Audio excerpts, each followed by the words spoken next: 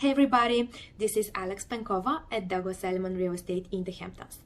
Today I'm sharing some of the key findings from the Wealth Report by Knight Frank, which was just released to the US today. The Wealth Report analyzes the fortunes, behaviors, and attitudes of ultra-high net worth individuals. Those are people whose net worth is greater than $30 million.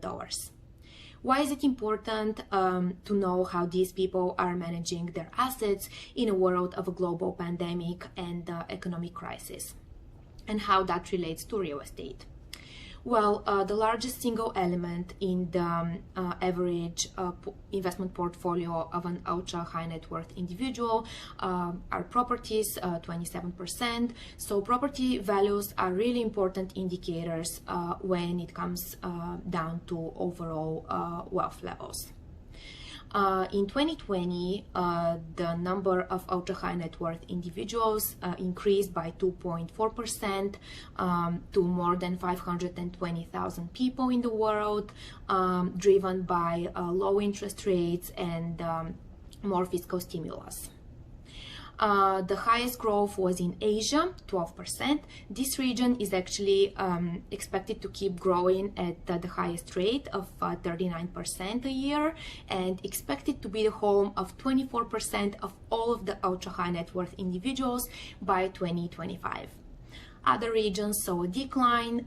Those were South America, the Middle East, and Russia.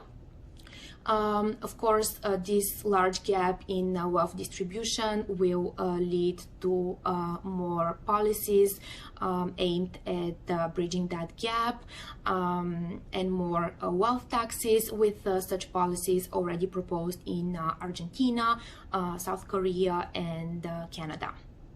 Good news for cities is that they're expected to be on the rise, mainly because the third most popular investment property class is development land, with the two cities leading the charts, London and New York City. New York City mainly because of strong domestic investment, but also because a lot of global firms have their headquarters in the city. When it comes to well-being, most popular are Helsinki and Madrid. Another interesting survey which Knight Frank conducted is the attitude survey, according to which 26% of ultra high net worth individuals are planning to buy a home in 2021. How all of that relates to the Hamptons real estate market and what we are seeing over here. Both the sale and rental market are super strong for that time of year, and I'm expecting them to stay so until the fall.